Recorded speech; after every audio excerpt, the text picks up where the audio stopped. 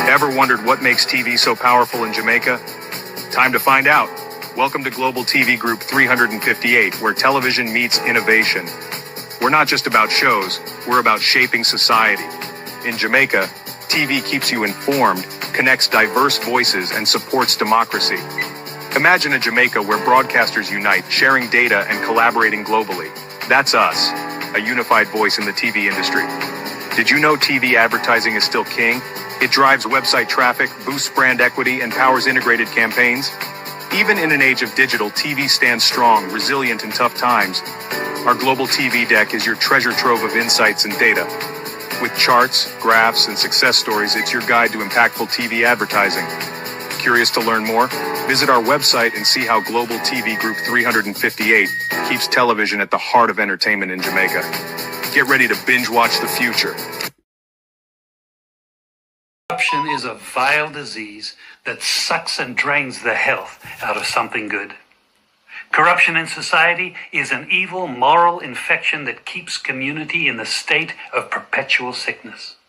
Corruption is a moral virus.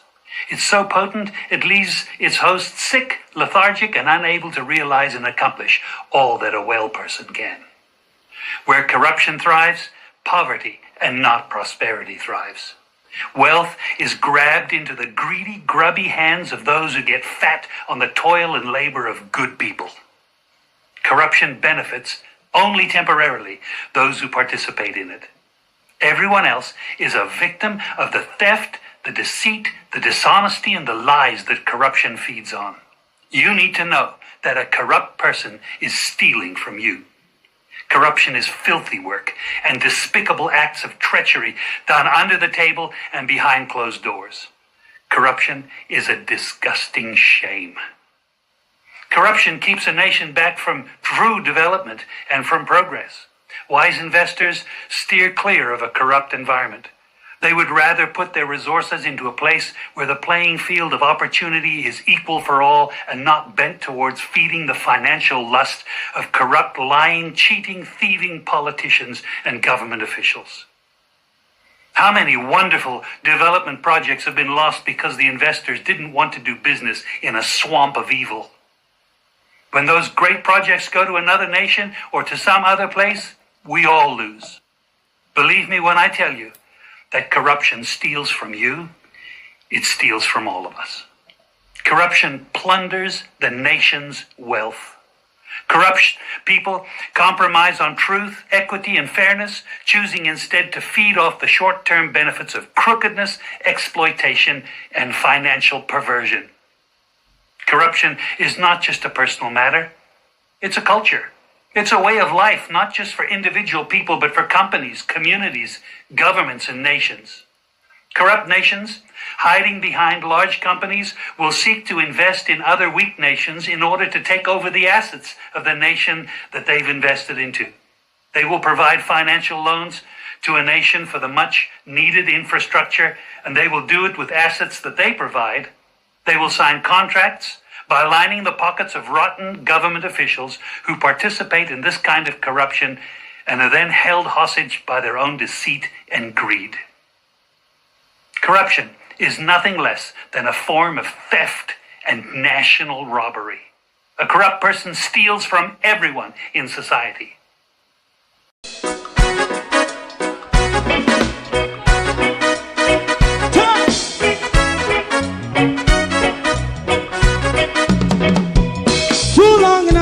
Ghetto, run, keep going on, let's process. For children of Israel who really love rights. So just as I and I as a watching man around Babylonian walls.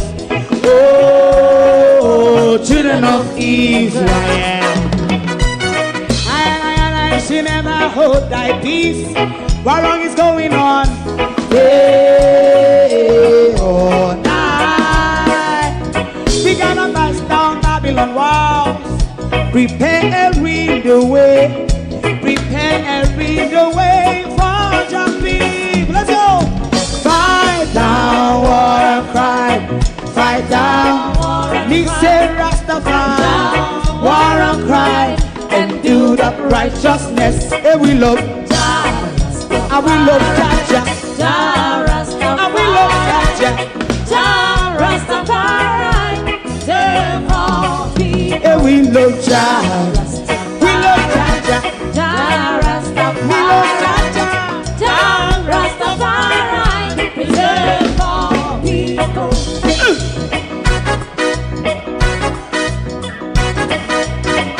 Put time away again.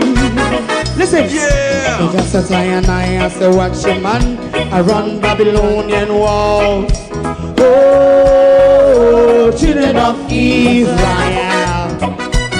I should never hold thy peace, while we are penalized. Hey, oh, night. We gonna bust down Babylon gates. Prepare the way, prepare the way for Jah Rastafari. Fight down war and fight, fight down war and fight. Rastafari, war and fight, and build up righteousness. And we love Jah, and we love Jah, and we love Jah Rastafari. Preserve all, and we love Jah. Me love Jaja, Jah Rastafari. Me love Jaja, Jah Rastafari. Preserve all. Me love Jaja, Jah Rastafari. Jah Rastafari. Yeah, the next song is going to be the last song for tonight, and then DJ Twink.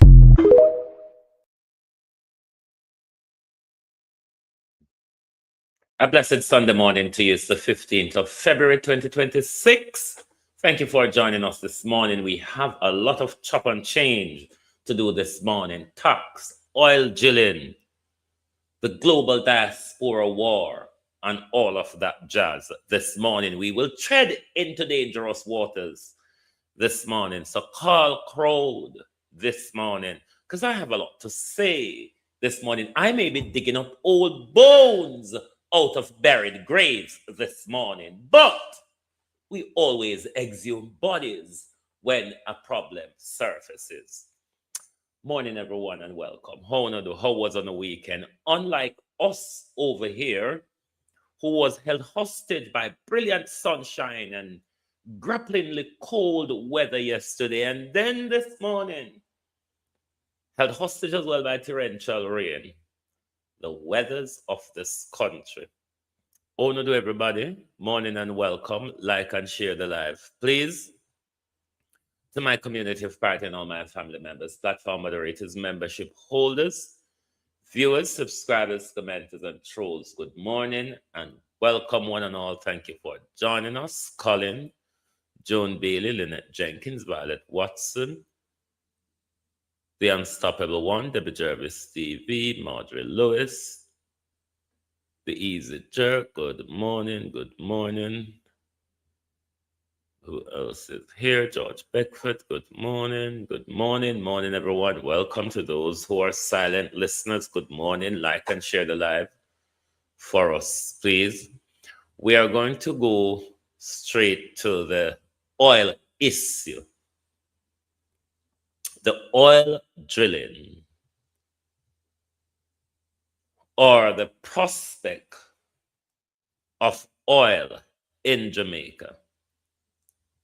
Who that? Miller, good morning. The prospect of oil in Jamaica. We all are going to die because of our hypocrisy, or we all are going to lose out because of our hypocrisy. Miranda Rada.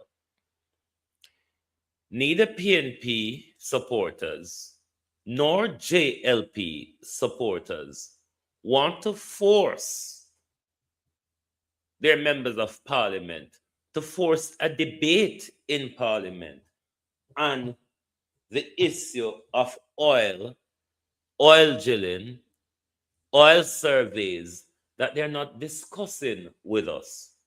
We know the country already a mine gold and copper without government having the conversation with us or tell us how it benefits us or if anything from that could alleviate the tax burden where the government are push pan with at the moment, given the state the state where we're in. Remember, this whole oil drilling license thing started under the PNP. This is not a JLP thing, and we don't have to treat it so. It's hypocrisy to treat it like this. Both parties are lying to us. Both parties may stand to gain from it. Those who have their companies and will get all sort of contracts and this and that in the oil industry. Those who might be investing quietly in all of what Brian Larkin is doing at the moment. But nobody from government want to have the conversation with us. I put out 2 articles on it yesterday. Bear with. I put out 2 articles on the oil issue yesterday. You may be asking, why does he keep putting out the article in a written form and in an audio form? It's because we're catering to everybody. There's a lot of people who are unable to read. A lot of people who their sight prevent them from seeing some of the fine fonts and things, or things are published in. So Beverly Morning, we're making sure we cater for everybody so that everybody is aware of the information we're putting out, whether you can read or not. But I beg of us this morning not to approach the issue of oil, Evan Miller, in a hypocritical way. Approach it as national interest. Approach it as national security. Approach it as both the opposition and the government lying to us. We want to know what is going on. May I go quickly play the 2 articles for you, and then what we will go to is an investor's presentation that Brian Larkin did on the 14th of October 2025, 2 weeks before Melissa Monica Morning. 2 weeks before Melissa, they had that presentation. We're going to listen to it after we listen to the 2 articles when we put out on it yesterday. But it's not something that we should just sit down and wait, pencil. It's something that we must force a conversation with our political mass. United Oil and Gas. We must, and Jamaica's we must force this conversation in our parliament. The Ministry of Mining, the Ministry of Energy is having high talk with United Oil and Gas. Why are we, the taxpayers of Jamaica, being kept out of it? Why our leaders keep denying, no, not such, there's nothing here to see. But whatever risk come from it, we the people who don't want to know, we the people who they're lying to, we the people who are kept out of it, are the people who will pick up the dangers and the disaster. And when we get to Brian Larkin, I want you to listen how Brian Larkin is heavily centered. It's all about the investors, and it's all about getting in there first and get the glory. Let us listen to this article first, then we go to the other one, which is much shorter. Then we go to Brian Larkin presentation. United Oil and Gas and Jamaica's oil drilling. The October 16th, 2020.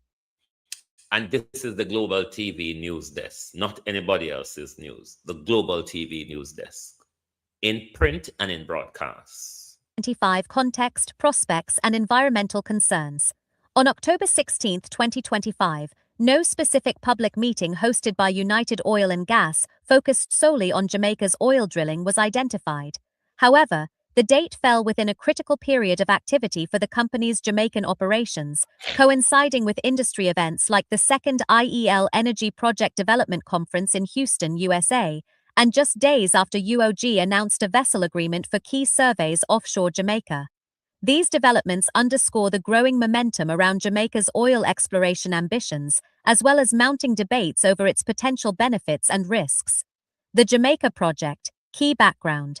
UOG holds a 100% interest in the 22,400 square kilometers Walton Morant offshore license south of Jamaica, with unrisked mean mid-case prospective resources estimated at 7 billion barrels of oil.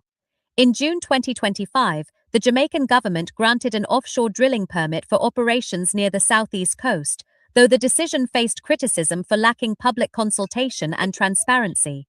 By October 2025, UOG had secured a vessel for a piston coring and geochemical survey aimed at confirming hydrocarbon presence and de-risking the basin ahead of potential drilling.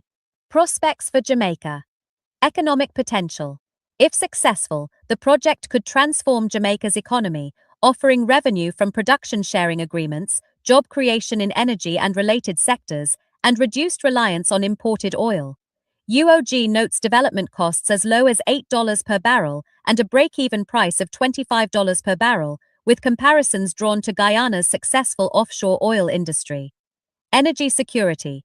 Jamaica currently imports nearly all its energy, so domestic oil production could stabilize energy prices and enhance national energy resilience. Uncertainties. No commercial discovery has been confirmed to date, and UOG remains dependent on securing industry partners to fund drilling operations. The project also faces scrutiny amid global calls to phase out fossil fuels following COP30. Environmental risks and effects.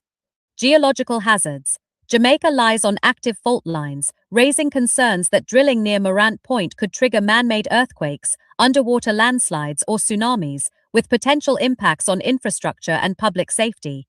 Marine ecosystem damage. Oil spills could contaminate fishing waters, harm coral reefs, mangroves, and marine life, threatening biodiversity and the livelihoods of coastal communities dependent on fishing and tourism. Similar impacts have been documented in neighboring Guyana, where oil operations have been linked to reduced fish catches and water quality degradation. Climate implications. Expanding fossil fuel production contradicts global climate goals, as oil and gas extraction and combustion contribute to greenhouse gas emissions and climate change, an issue of particular concern given Jamaica's vulnerability to hurricanes and sea level rise. Transparency and accountability. Critics, including the Jamaica Environment Trust, highlight gaps in public access to environmental data and grievance mechanisms, raising questions about how potential harms will be addressed and mitigated.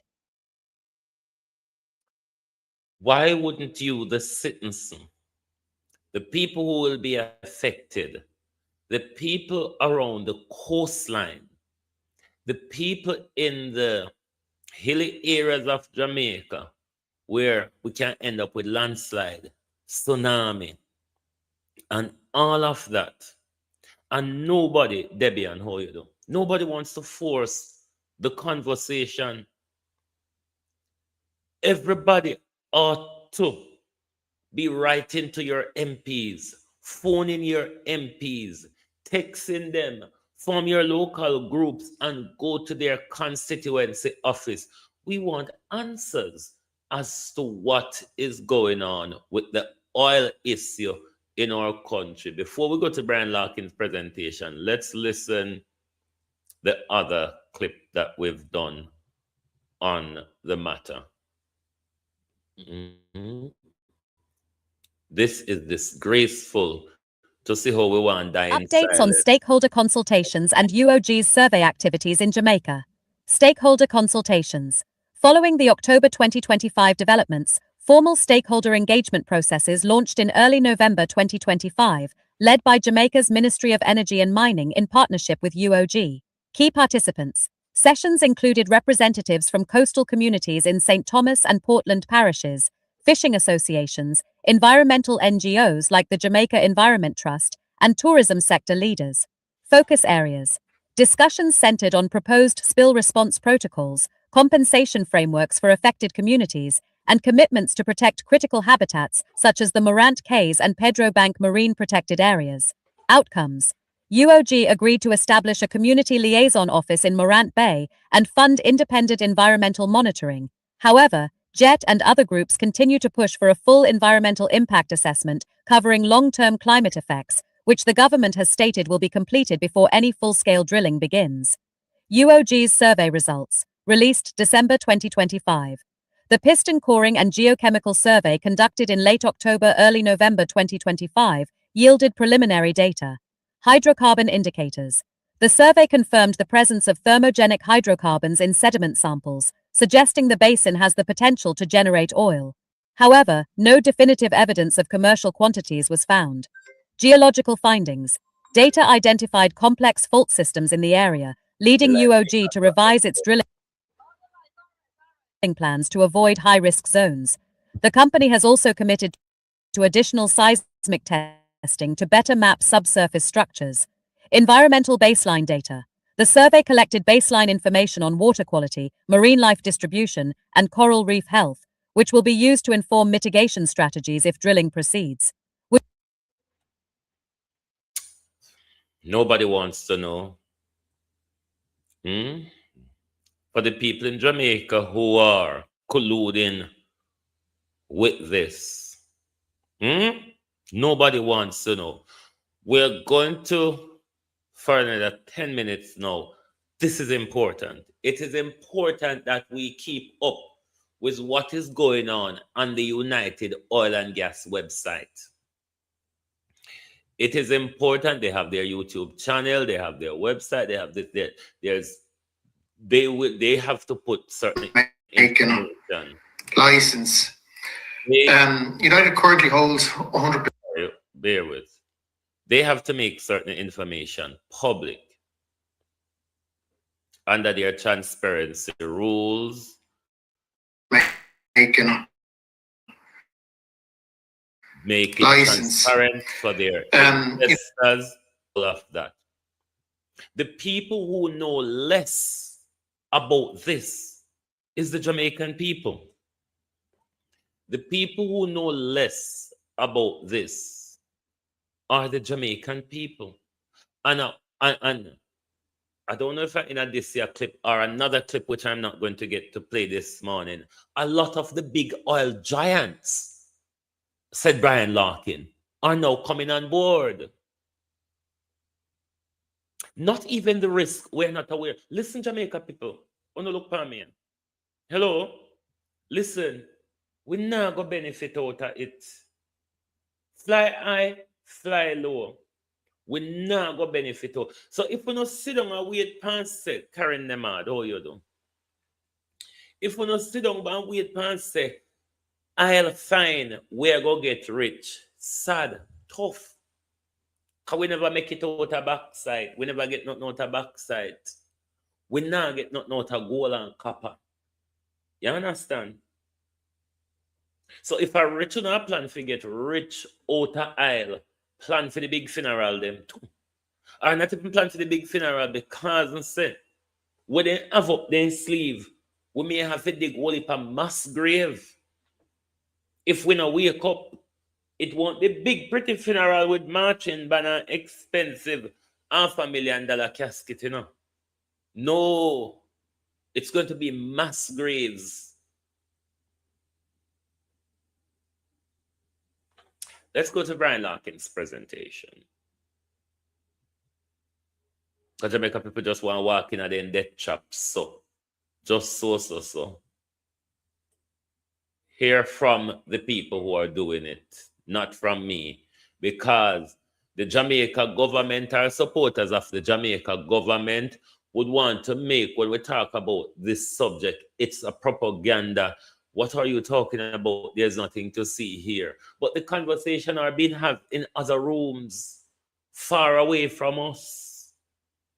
And we are now made aware that Floyd Green and Darrell Vaz is having high-level talks with these people. What are you talking about? We want to know. No cannot talk about we country behind we back, so. Look how much talk Andrew in with the American them and all sort of galang in a go on we don't know. Anyway, let's go to Brian Larkin. Jamaican license. United currently holds 100% of the Walter Morant license. It's just under 22,500 square kilometers, and it's located off the southern offshore coast of Jamaica. The license covers two very distinct basins, the Walton Basin on the left and the Morant Basin on the right. One of the most exciting features about this acreage is the quality of the source rock. It's of a similar age and type to the rocks that have generated. If you notice, this basin sits in front of where Melissa just damaged with it, particularly the Morant Basin, the Walton Morant Basin.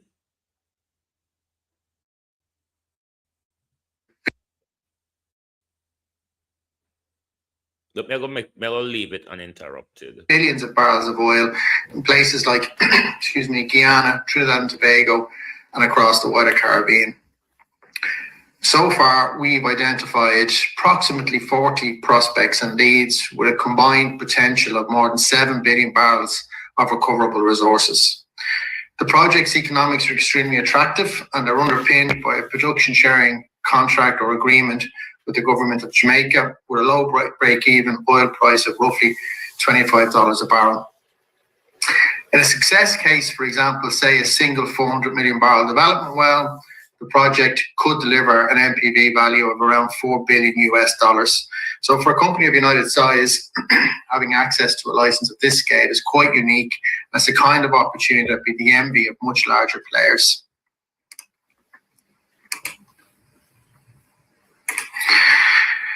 So moving to slide 4 and a quick recap on what's been achieved this year so far, and it's hard to believe we're in mid-October already. Well, it may have seemed quite quiet externally. We've been extremely busy and working very hard behind the scenes, both to de-risk the project technically and to advance our farm out campaign. Earlier this year, we secured an extension of the license through to January 2028, and that's important for two reasons. Firstly, it's a clear vote of confidence from the Jamaican government and from MSET, the ministry, in United's ability to deliver. Secondly, it gives us tenure and certainty. Globalists, when I like and share the live now, this is life and death information. This is critical information. This is not pasa and baga. I'm going to get to the pasa and the baga later on. Because it's what we need to go pasa and baga about. But this is important issue. We want to support the program. This is life and death. Only people them are go dead from hurricane, from earthquake, tsunami, and landslide if we allow this to continue. You remember Fifth Element Keel telling us about the Enrique Plantain Garden fault zone. That's the same fault zone where Haiti sit on that gave Haiti the 2010 earthquake. All right. So the go on play. On the license, which is critical for any farming partner. They'll need to know that there's sufficient time to execute and evaluate the full work program and its results. We've also completed a risking evaluation report this year, pulling together all of the technical work from over the past year. And this has really been the highlight of the year for us for a couple of reasons.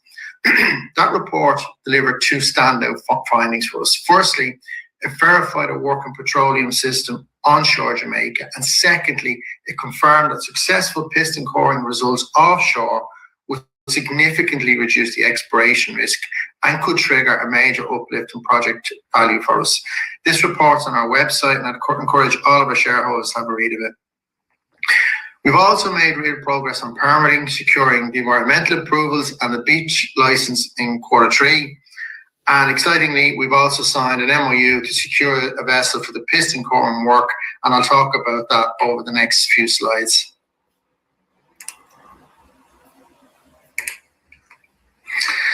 So the piston coring survey. So on slide 5, what is the piston coring survey? Why now? And more importantly, why do we believe it will work? So in simple terms, the survey involves collecting between 40 and 60 seabed samples to directly confirm the presence of hydrocarbons at the seabed. Now, we already know that there's a working petroleum system on shore. That's been verified in the Riskin report. And historically, 11 wells have been drilled in Jamaica, 9 onshore, 2 offshore, all showing hydrocarbon. 9 offshore, 9 onshore, 2 offshore. Don't you all want to know where? Don't you all want to know where? Huh? Lord Jesus. Jamaica is going to be doomed to failure because of political tribalism and protecting our leaders rather than protecting the future of our children. We're dangerous to ourselves. Presence. The last of these wells was drilled in 1982. We've also identified active oil seeps onshore, and we've shared photos and videos of those across our social media channels. The goal now, particularly with the piston coring work, is to connect the dots. It's to demonstrate continuity between that proven onshore system and the offshore basins. Now, why are we confident that it will work? Well, we've already mapped vertical fluid escape features and seabed marks, which are strong indicators of hydrocarbon migration. Precisely, Debbie. For the last 2 years, earthquake just turn up so. And them I get more and more regular. Jamaica people don't want to know. Listen, you see Melissa plating, you know. Melissa a plating to what's to come. You hear how long we want to know?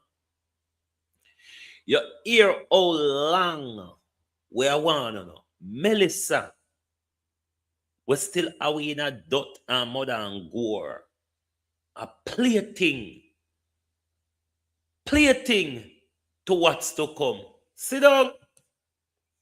Wanna sit down and play with on a life, Jamaica. Sit down and play with in a life, Leonie Denton morning.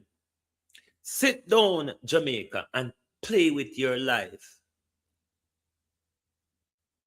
How much drilling onshore and how much drilling offshore. And for the last 2 years, we've been having regular earthquake. We get stronger and stronger. Nobody cares. Nobody cares about no children. We don't have hospital, you know. We don't have hospital. If we get a 2010 Haiti situation, we are doomed to failure. We will have mass graves upon mass graves upon mass graves upon devastation upon. Melissa was a baby to what's to come if we don't stand up and stop this oil drilling on this dangerous fault line where we sit down, pan. We're going to die in numbers we've never seen in Jamaica before. The satellite imagery also shows repeated slick anomalies, suggesting that there's active seepage, and amplitude data indicates potential source intervals. So in short, if this program confirms hydrocarbons at seabed, it will provide evidence that there's an active petroleum system offshore Jamaica. And this would materially reduce geological risk. It increases the project's overall chance of success, which in turn we'd expect to see reflected in shareholder value. It's also a very powerful tool for our ongoing farm campaign and discussions.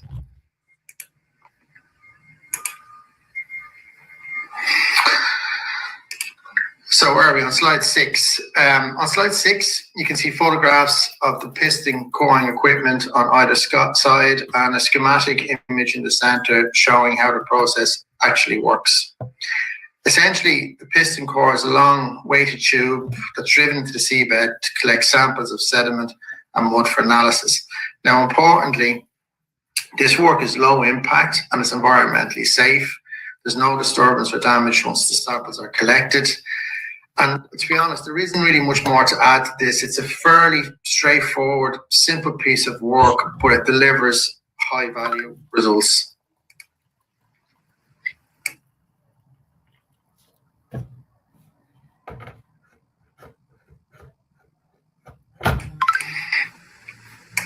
Our slide deck, there we go. Sorry, slide 7, it's jumped across. I hope everybody can follow it.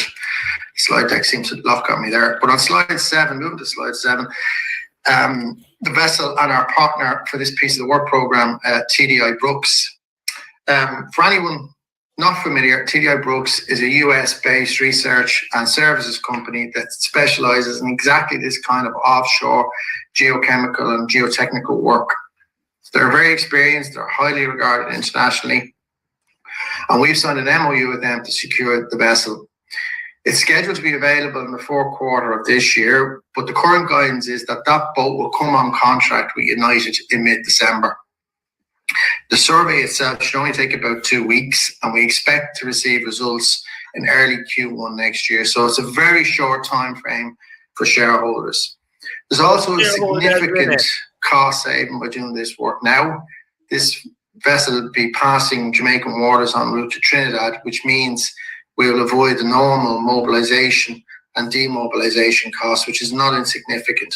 And needless to say, as we work through operations, we'll be updating our shareholders at every step along the way.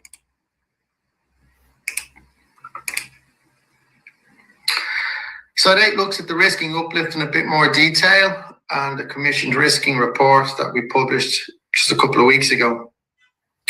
So as part of the mandate, we asked Lapidus to independently assess the piston coring program and the potential value that it could unlock for us. Excuse me. I've had a head cold for the last few weeks. I'm trying to shake off, so I do apologize if I'm a bit croaky. But the results of this independent risking report were excellent. The Cleeve prospect's chance of drilling success improved from 1 in 5 to 1 in 3, and Oriel improved from 1 in 8 to 1 in 5.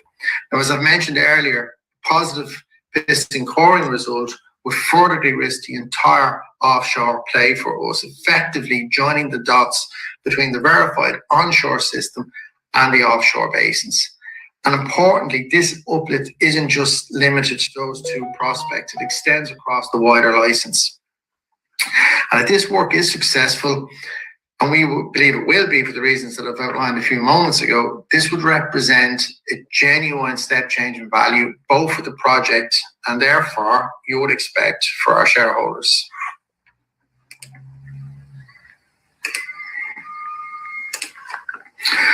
So just to talk about the value a little bit more, on slide 9, put some numbers behind that and what this could actually mean for shareholders.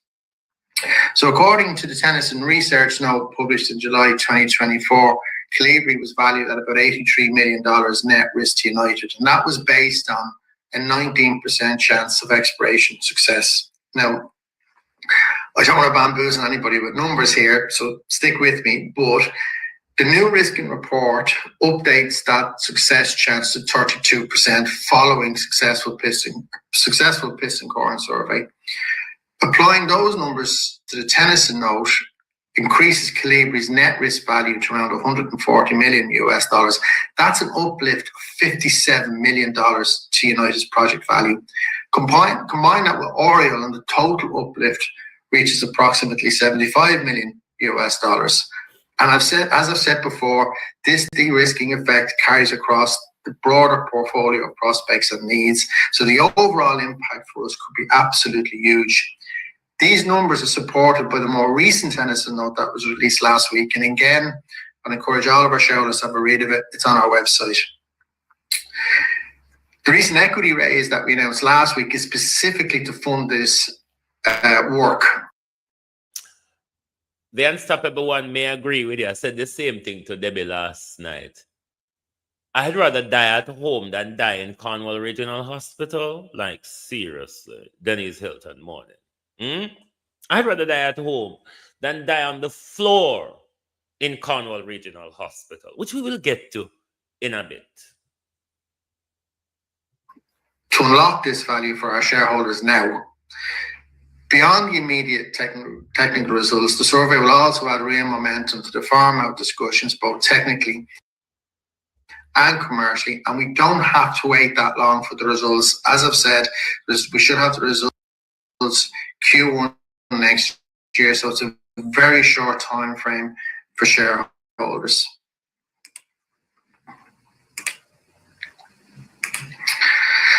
On slide 10, just to wrap up, it's been a short presentation, but I hope I've shown the technical rationale and the commercial opportunity that this program represents. A successful piston corn survey will contribute real evidence to support an active petroleum system offshore Jamaica, essentially joining the dots, as I've said. It will lift our exploration chances of success. If it's successful, it will materially enhance the project's value and it will create meaningful upside for our shareholders. And in order to unlock that value, it's important for shareholders to support this equity raise so we can go and chase this upside now and not wait. And finally, just before I open the floor to some questions, I'd just like to thank a few key groups while I've got the chance. Firstly, the Government of Jamaica and the Ministry for their ongoing support, cooperation and confidence in what we're trying to do. Also our partners and advisors who continue to help us progress the project efficiently and, more importantly, safely. And finally, to our shareholders, I know it's been a bumpy road, but thank you for your continued belief and patience. We are now making real progress on this project. We have a pathway to unlock significant value by executing this work program. And we believe over the coming months, we could be genuinely game-changing for this project for us in terms of value realization. And I guess with that, I'm happy to take any questions that may be submitted. Please do bear in mind, some questions I may not be answered for commercial reasons. And we'll also try to avoid duplication where possible. So some questions may not be answered for commercial reasons. Sophia Morning. The shareholders.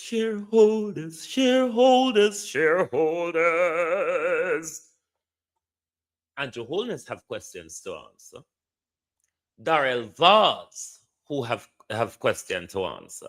Floyd Green have question to answer. Mark Golden have question to answer. Philip Paulwell have question to answer. Miguel Phillips have question to answer. All those people who shadow and responsible for mining and energy, the government and the leader of the opposition, the motherfuckers are all lying to us. Can you not see it? We've been saying this. They are all lying. There are dangers for you and all of us wrapped up in those lies. Don't you want to know more, Devante Morning? Don't you want to know more about the oil, about the drilling? The opposition and the government have questions to answer. This whole shenanigan started under the PNP, stepped up under labor right. The risk is wide open in front of us. Earthquake, I won with it 2 years now. I've become more frequent and I get more stronger. Nobody wants to know. Nobody wants to force a debate in our parliament and the matter. We're not going to go in a mass grave, you know. Because if we don't make it through the earthquake, Cornwall Regional Hospital, I'm going to kill her now. So just prepare for the mass. If you don't prepare for stand up and protect a future generation, protect with community, protect with life, protect with environment and with livelihood, we will die horribly. It's just the truth. The question and answer bit is on my website. You can go to the website. That bit is there. The question and answer session is on the website because we don't have time to play it this morning. There's more things we need to do. But nobody no want to know. We just want dead in a peace, so we're just willing to chew up it all because it's about we're political masters. Because they're not leaders, you know. None of them are leaders.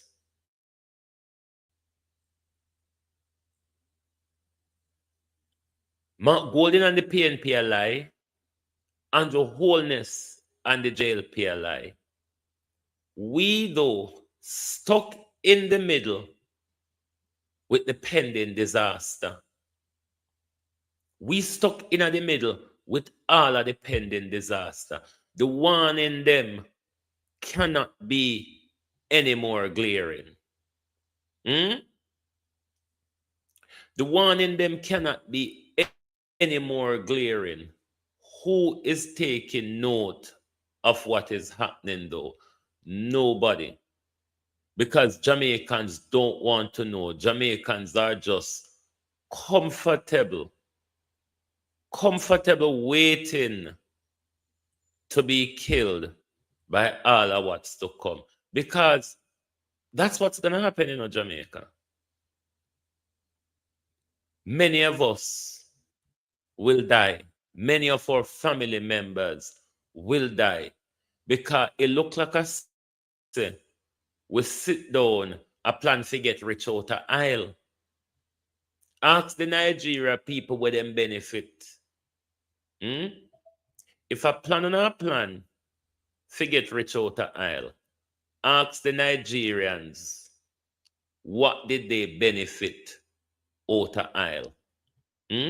We cannot continue to approach all of this in silence. We just cannot continue to approach all of that in silence. Now, some of you are on the app. When we release an article, you get it straight away. When we publish it on Facebook, some people have a link that leads them to the website. Now, when you touch the link on the article, it will lead you to the particular article that link is for. But when you go on the website, you'll see all of our articles in the recent posted area. Or you can just go to the vlog area, the blog area where all the articles are at, and they're posted in print and audio form. So everybody can those are you on your mobile, it will be 3-stroke to your right. When you touch that 3-stroke to your right, it open up the drop down box and it allow you to go through the different articles. But we do that one upon the Jamaica diaspora issue, where we are going to move to briefly now, and may I go boss liberty after that.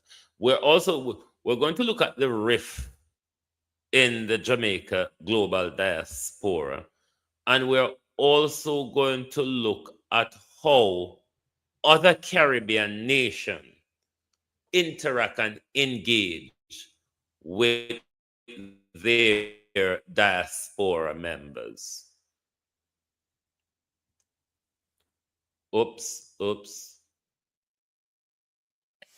You're not getting the audio. I need to undo it and do it again. Sorry. Bear with. Let me get the audio back in. Right. Okay, should be okay now. The dispute between Jamaica's government and the Global Jamaica Diaspora Council, a clash over autonomy and engagement. The ongoing dispute between the Jamaican government and factions within the Global Jamaica Diaspora Council centers on fundamental disagreements about the council's purpose, autonomy, and relationship to the state. At its forefront are Orlando Terrelonge, State Minister in the Ministry of Foreign Affairs and Foreign Trade, who heads the GJDC, and Patrick Beckford, former head of the Jamaica Diaspora Advisory Board for the U.S. Northeast, who has emerged as a vocal critic of the current structure. Background: the GJDC's mandate and origins. The GJDC was established in 2019 as the successor to the DAB, designed to align diaspora engagement with Jamaica's national diaspora policy and drive contributions to sectors like education, health, and security. Per government frameworks, it is positioned as a key organ to foster collaboration between Jamaica and its global diaspora, which plays a critical role in the nation's economy through remittances and investment. The core of the dispute. The conflict escalated ahead of the 2026 GJDC elections, which were postponed due to Hurricane Melissa, to prioritize recovery efforts. Beckford called for a boycott of the vote, arguing the council has become a ministerial extension rather than an independent body accountable to the diaspora. He advocates for scrapping the current structure and establishing a fully autonomous council free from government control, stating it was meant to be fearless and accountable to the diaspora and not to politicians. Terrelonge has rejected these calls, describing them as disingenuous and without merit, and accusing critics of spreading misinformation to disrupt a legitimate and transparent process. His stance reflects the government's view that the GJDC must be aligned with national policy to effectively drive development. This clash builds on earlier tensions. In 2023 to 2024, a rival US-based group using the same Global Jamaica Diaspora Council name protested government corruption, crime, and perceived neglect of diaspora concerns, even hosting a counter-conference to the government's biennial event in June 2024. While this group later fractured internally, its grievances, shared by Beckford and others like Dr. Rupert Francis, highlight broader frustration among some diaspora members who feel their input is sidelined in favor of state priorities.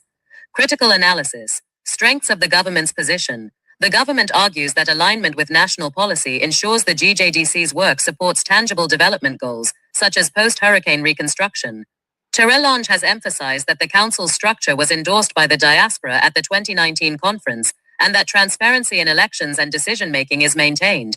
Additionally, public dissent, particularly when it involves international protests or boycotts, risks damaging Jamaica's global image and discouraging investment, as noted by other diaspora representatives like Nathaniel Pete.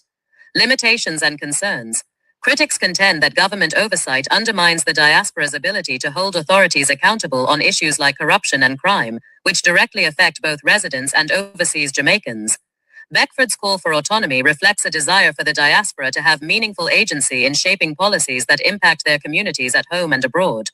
The 2024 implosion of the rival GJDC group also underscores the risks of uncoordinated dissent, but it does not negate the validity of core grievances about engagement and transparency. The government's combative tone, as highlighted by editorials, may further alienate diaspora members whose support is vital for recovery and long-term growth. While the state frames the GJDC as a collaborative platform, some see it as a tool to leverage diaspora resources without genuine partnership. Conclusion. The dispute reveals a deep divide over how to balance state-led development with diaspora autonomy. The government's focus on alignment and accountability to national goals is understandable, but it must address concerns about meaningful representation to maintain trust. Conversely, diaspora critics like Beckford need to channel their frustrations into constructive engagement to avoid undermining collective efforts to support Jamaica. As the country rebuilds from Hurricane Melissa, bridging this gap will be essential to harnessing the full potential of its global community. Right. Now we're going to look at how other Caribbean states engage with their diaspora members. Bear with. How other Caribbean nations manage diaspora engagement. Several Caribbean countries have developed distinct models for engaging their diasporas, offering contrasting approaches to balancing state goals and community autonomy. Formalized partnership standing. Barbados established the Barbados Diaspora Foundation in 2015 through an act of parliament, giving it independent legal status to oversee engagement across 15 regional chapters worldwide. The foundation operates with a board equally composed of government appointees and diaspora-elected representatives, ensuring shared decision-making. Key initiatives include a diaspora investment fund for small businesses and a skills matching program that connects overseas professionals with public sector needs. Unlike Jamaica's model, the foundation has explicit authority to advocate for diaspora interests in national policy debates, such as tax reforms for overseas citizens. Trinidad and Tobago, decentralized network with sectoral focus. Trinidad and Tobago's approach centers on decentralized regional councils that report to the Ministry of Foreign and CARICOM Affairs, but retain autonomy to design programs based on local diaspora priorities. A core feature is sector-specific working groups focused on energy, healthcare, and culture that facilitate targeted knowledge transfer.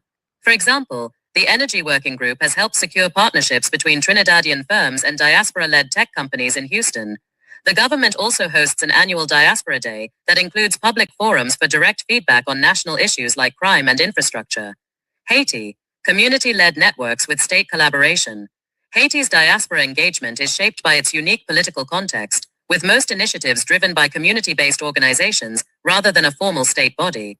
The government works in partnership with groups like the Haitian Diaspora Federation to coordinate efforts in education, healthcare, and disaster relief, including post-earthquake reconstruction in 2021. While there is no statutory framework governing engagement, the state provides logistical support and tax incentives for diaspora investments. This model prioritizes grassroots autonomy, but faces challenges in coordination and ensuring alignment with national development plans. Key comparisons to Jamaica. Legal status.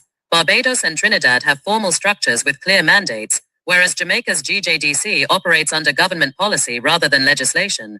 Autonomy. Haiti's model is the most decentralized, while Barbados balances state and diaspora control.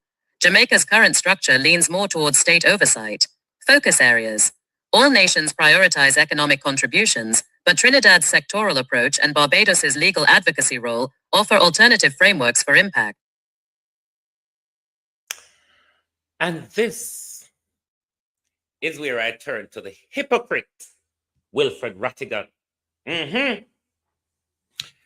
This is where I recall the hypocrite, Wilfred Rattigan, who infiltrated and destroyed a group that was mobilizing itself, that could have and would have become a powerhouse now, should Rattigan have not infiltrated and burst up and destroy that group. While at the same time, that same Wilfred Rattigan, you see, Allison were dead, were there? Rattigan and Allison always in a communication. The same Rattigan were there, we want to contest in the government where the all way fight against. Rattigan want contest figure bungle up with Kamina Johnson Smith and Terry Long in the hypocrisy. The hypocrisy of these people and them self-aggrandizement, because it's all about them. Me wonder all the while if Rattigan is not a JLP infiltrator, because Rattigan infiltrate the group. Rattigan destroy the group. A group that could have been doing so much good right now. Rattigan infiltrate, Rattigan destroy and chew it down pan dot. And the same hypocrite Wilfred Rattigan no one figure run in a diaspora. Uno see the cross-border hypocrisy them wanna invite, but you see when me talk, you see to my chest broad, me not have to capitulate to nobody when me feel like put my mouth and bust it up. Rattigan is a hypocrite, a wicked, a thief, liar, and a con artist. Because he can go mash up the group to earn money out of it. Whether last year when Rattigan, I told me no want the war, you know. When Rattigan them organized something in Jamaica last year, yeah? Rattigan say I go tell you 2 days before, say because I'm goat, doctor saying can't travel. Was it not the same thing Rattigan tell you? Me say I want to leave these people for care no go hell, because you see on sleeping idiot Jamaicans, on stuck to the people them when have no interest in learning. Uno stuck to the people them where go dig out on a blood clot packet every day. But when it comes to teaching uno and go no information for uno survive with, uno run down over Rosalie paid for the mix up. Uno are got dead. Jamaica people. Families and friends. Because it's what uno working towards. Uno love the mix up on social media. Uno love the dress up people them will come with necktie and all these bumbo pussy blood clot nonsense. Me say, hey, uno Jamaica people, me angry and iggy phone, you know. Anyway, we could go over Christopher Tufton, because Christopher Tufton have it all prepared. Sit down and wait for no. Christopher Tufton, yeah. Christopher Tufton have it all worked out. Uno go dead. Can I love fuckery? I don't love nothing good. I don't love when people talk to you nicely. If I that you go love me for continue to hate me. Me never got. So you guys talk I took a trip to the Montego Bay Hospital. School, go knowledge and information to people. Me never got to school go learn to talk nicely. So if you now come around here for the manners and all them nice thing there, and people for coerce on the dirty egos and all of them bumbo clot jazz there, don't come around here. It's not here. It's not the right place. This is not the nursery for faint heart. This is not the nursery for faint heart, because when the tidal wave come, they call it tsunami. My grandmother used to call it tidal wave. When the tidal wave come, when the earthquake come and all of this something them, it will go worse than my bad word and my dirty behavior. So if I that no problem, go on, go die in peace and leave me alone. Make me rat it out to the end. All right? Dr. Tufton have it all stored up for you. If you not think, if you not cannot tolerate my mouth, go and go tolerate Cornwall Regional Hospital. Who's holding you back? No, like literally, who on earth is holding you back? You can't tolerate my mouth. Go and go tolerate Tufton Hospital. Me not hold you back. Me on go show you where they before you go, idiot. I'm fed up of Jamaica people. When I say fed up, I mean fed up. You all drive me nuts. Because I don't like knowledge. I don't like mix up. Should I dance, go, phone, or that me should I do. And then I have something for entertaining and titillate on like a soft underbelly egos. So you guys, I took a trip to the Montego Bay Hospital, hoping that I wouldn't stay overnight, because this is the condition that the patients of Jamaica has to be sleeping in. And as you can see, persons have been there for days and days, and that is exactly where they live, on the ground, on the floor, on top of the chairs. You have rats, roaches, cockroaches, all kind of insects running around. So this is what we're... You're all going to die horrible. You're all going to die a horrible death. Pain a belly hot, you know? Pain a belly hot. In a foreigner, we can call ambulance, and ambulance will go come.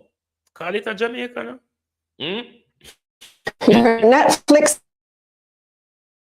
and chill. Oh, you call it. Because you don't take these things for joke.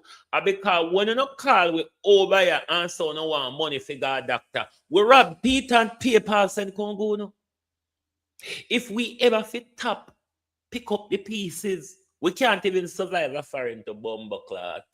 We can't even survive. Because we have to run with life, yeah. And we have to run with family and them at home. Yes, I saw you go for more away. The reason why I'm upset over Rattigan and this thing, Jamaica people not standing up. Us in the diaspora is standing up. When Rattigan take that organization and infiltrate it and mash it up to the date where him and Wayne Lonesome is not talking much friend over this same old shenanigan now. With Rattigan and his mouth, we just fly like a bee just with everybody business. And he's so and he little laba gal mouth galangin. mash up the group, and want go contest in a Terry Lang them election. Terry Lang them were a dictator to the Jamaica Global Diaspora Council. What voice are we going to have joining with the same government where we are fight against dirty thief in Rattigan, with thief off the people and money to live your high blood clot life, and now you can't produce no result, and you can't produce no tax document, thief in Wilford Rattigan. Anyway, go on about your business this man, and next thing they come start fling stone through your window and all that jazz. But yes, me have to talk. Me a talk. Let's go to Andrew Holness, friend, and the tax. Whoa! If we don't like it, just hit over your head like when we do aid up a story till daylight to take off the sheet off of your head as so it go. Me not tell no lie. Me not talk to no for no like me. Me not talk to no for suit no ego. Me say what need to be said. You don't want to hear it? Take something in your ears and move on. My duty is to talk. And that me go to school, go learn Fido. Talk. Anybody where you say go to school, go study law. If you don't come out making noise, you learn fuck all when you were there. If you come out and you not make no noise, you never learn nothing there. Your Netflix and chill dates are about to get more expensive because Jamaica's government is going to start taxing soda and Netflix. I'm Kalila from Money Media, giving you money news for the Caribbean. So the Andrew Holness administration is about to do something they haven't done in a decade: implement new taxes. And it's one of those things where I'm disappointed but not surprised. Hurricane Melissa was historic, record-breaking, devastating, all the adjectives. It caused nearly $9 billion US. The unstoppable one may have people a Bustamante right now. Bustamante, a pigsty. You see these ribbons and balloon, Lord Jesus. Bustamante Children Hospital. What the hospital name? The children hospital name. Whatever the children hospital name in Jamaica, it's a pigsty. Me have people there right now, and my family them life may protect me no go load and blaze and all sort. Pigsty. Dollars in damage. That's about 41% of the island's GDP. So it was always going to take a lot of money for the rebuilding. And although the island has benefited from international help, we still need more for the rebuild, plus funds to carry on the government's regular functions. This either has to come from debt or taxes. Now, the government has said they don't want to take on more debt than absolutely necessary, so taxes it is. Finance Minister Favour Williams tabled the 2026-27 national budget in Parliament on February 12. The government plans to spend about 1.4 trillion Jamaican dollars this year. That's about 8.9 billion US. Now, along with the budget, the government... Bustamante na ha pillar, you know. Bustamante na ha pillar, a old cardboard box, them pack up under the head part of the mat. Lord Jesus. Oh, Jamaica people, just silent.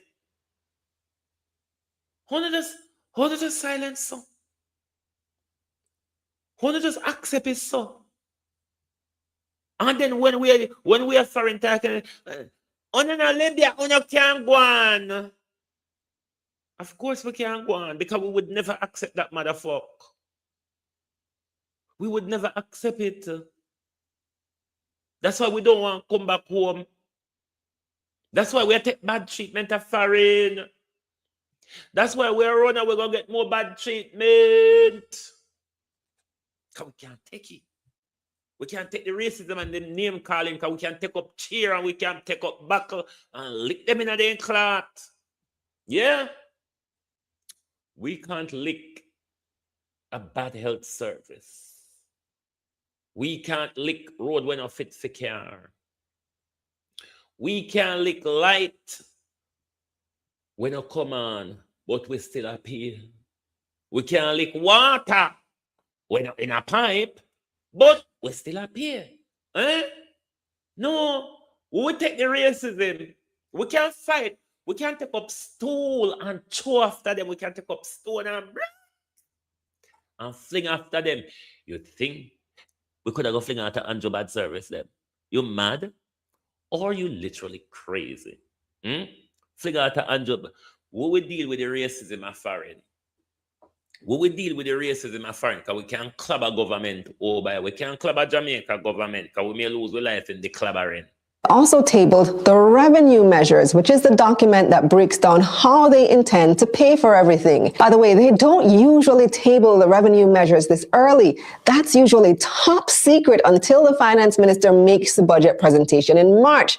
But Minister Williams says they dropped it early to stop all the speculation about whether new taxes are coming, and also to give the public and the opposition enough time to process the news before the debates begin so that she can address concerns in her budget presentation. So anyway, what's on the table? Well, I already told you about the tax on digital services in my other video. They're adding GCT to things like streaming services, subscriptions, and software. So watch that video for more on how they'll probably implement that tax. The other one that caught my attention was an increase in taxes on tourism services.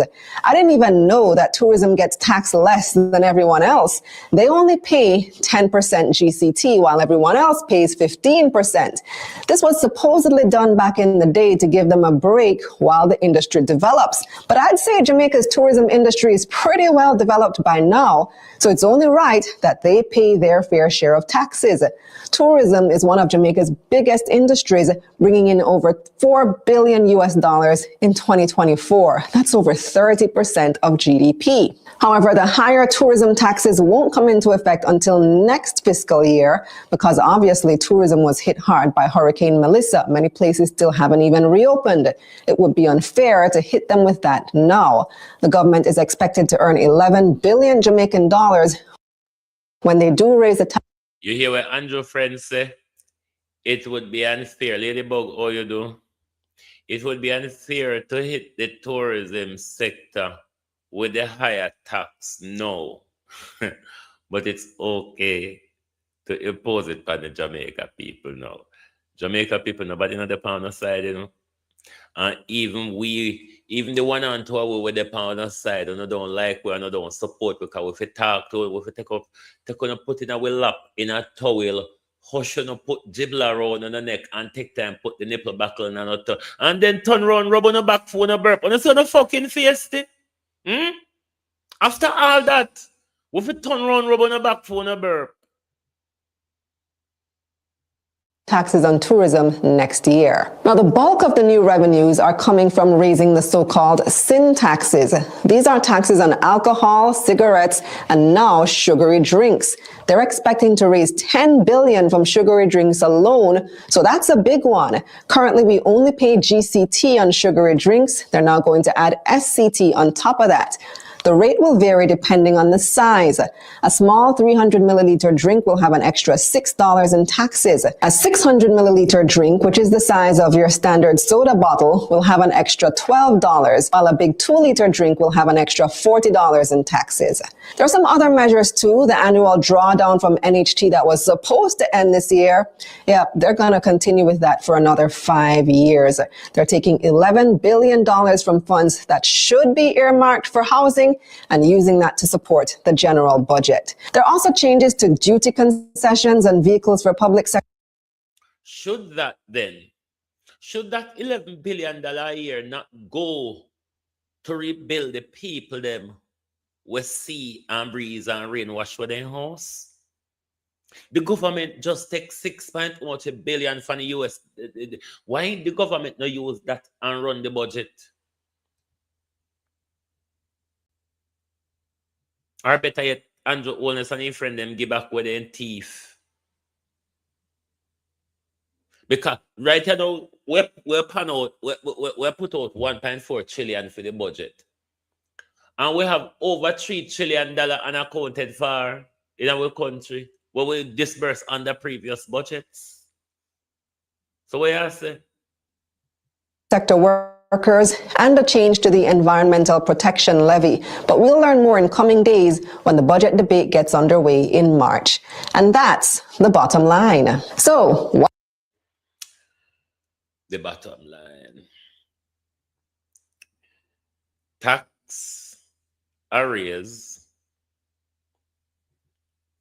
Aisle a jail which presents environmental risk. Hospital mash up and a broke down. Road a mash up on a car. When I pick them now learn a school anymore. I'm not quiet. So me go on about my business because I'm not quiet. Eh? The people of Jamaica is comfortable. The people of Jamaica is comfortable. The people of Jamaica upset me, Mazat control. Everything I fall apart and everybody's silent. PNP lied to we, Labour lied to we. Nobody no want to talk to we about the aisle. Everybody said the earthquake I get more frequent and get more and United Oil and Gas have so much to say. United Oil and Gas have all these high-level talk with Ministry of Mining and Ministry of Energy. So what happened to them on the opposition side? What if force the debate in a parliament? What if highlight the issue? What happened to the Jamaica people where got dead? I go about my business. Because Mrs. So no one dead in a peace. Mrs. So no one dead in a peace or no one dead frightened. So me leave on and go on. Thank you all for being here this morning. Thank you all for being here this morning. Lovely to have your support as always. What I'm not going to do though, I can promise you this. I can even put down money on it and give you change. I will not cater to your ego. Look at me. Look at me. This idiot, this modern day fool, will not cater to people's ego. When things are to be said, I am going to say it. If it costs me, I am still going to say it because it is to be said. Too much quietness now. Too much quietness. Right now, we should have Labour and PNP work together as mighty hell to take away from under this pedophile kingdom where we're wrapped up into and say the all now. Anyway, go on about your business. Next thing then come start show your window how you're not on a manners and you not have no behavior and all of that jazz. But ask your nurse, ask your hospital if they have manners. Ask your road, your light and your water if they have manners. I'm sure I treat you better than your government. Because the things I tell you, your government will never tell you them. The things I advocate for you, your government will only promise you them to get your vote. And the minute they look, flight grade, flight abandoned in the aftermath. Rice and water minister. See flight green there. Flight green, rice and water. Flight green don't talk about Southwest Centers that are Parity or Black River from Melissa. So flight green have to issue there. 20 pounds of rice and 1 gallon of dirty water when you go recycle site, go pick up the buckle and walk into river to in knee, full up the buckle and carry on the Parity people. Yeah, and that's flight green though. Anyway, globalists, welcome go about with business now. Remember to interact with our website. Alrighty? Interact with our website because we have a lot of information on there. We're not going to only put out information over here. Our print information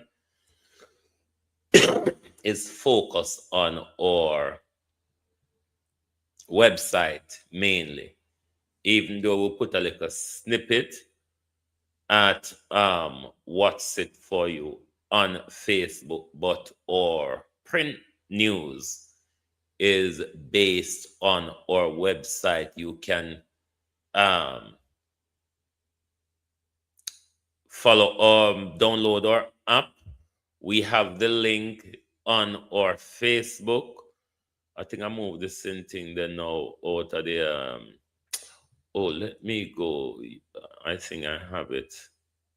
No, in the app there. In a forum, in the app there. But however, support our website and support our different channels. We keep putting out a lot of articles helping to keep you abreast with the information, especially information that so-called mainstream media refuse to speak about. All right? So thanks for being here. Thanks for your support. Continue to support the group because, our group is expanding. We're in broadcast. Now we're in print news. Continue to support us by downloading our app. And when we put out with information, you read them and you share them. All righty. Thank you. Good morning and good afternoon from Global TV.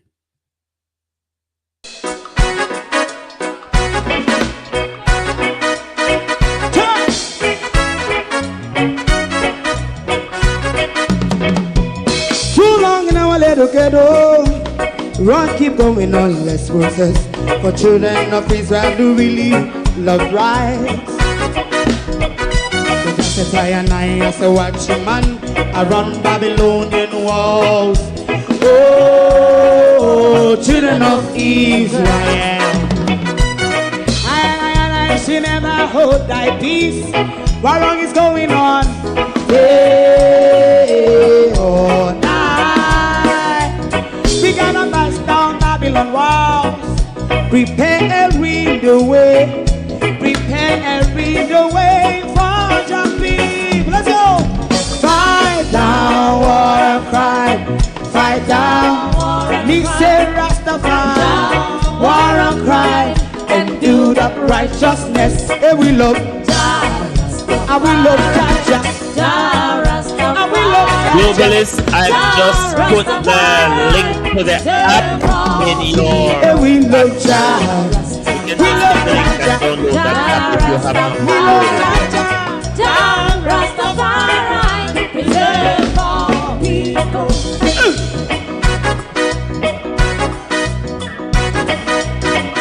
Put time away again. Listen, yeah. Just as I and I as a watching man, I run Babylonian walls. Oh, children of Israel, I and I should never hold thy peace while we penalize. Day or night, we gonna bust down Babylon gates. Prepare the way, prepare the way for Rastafari. Fight down war and crime, fight down war and crime. Rastafari, war and crime, and build up righteousness. And we love Jah, and we love Jah, and we love Jah, Rastafari, preserve all, and we love Jah, me love Jah, me love Jah, Rastafari, preserve all, me love Jah, Rastafari.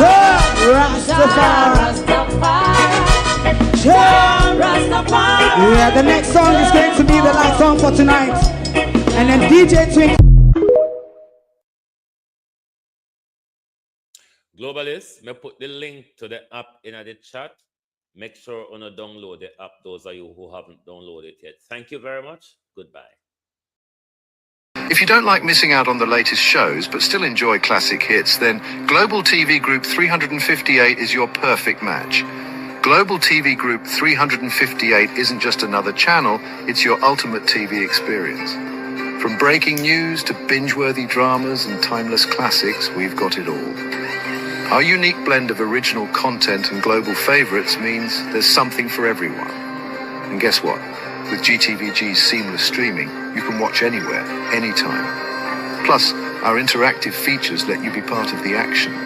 So, whether you're a seasoned binge watcher or a casual viewer, Global TV Group 358 is here to keep you entertained day and night. Don't just watch TV, experience it with Global TV Group 358. Subscribe now and never miss a moment.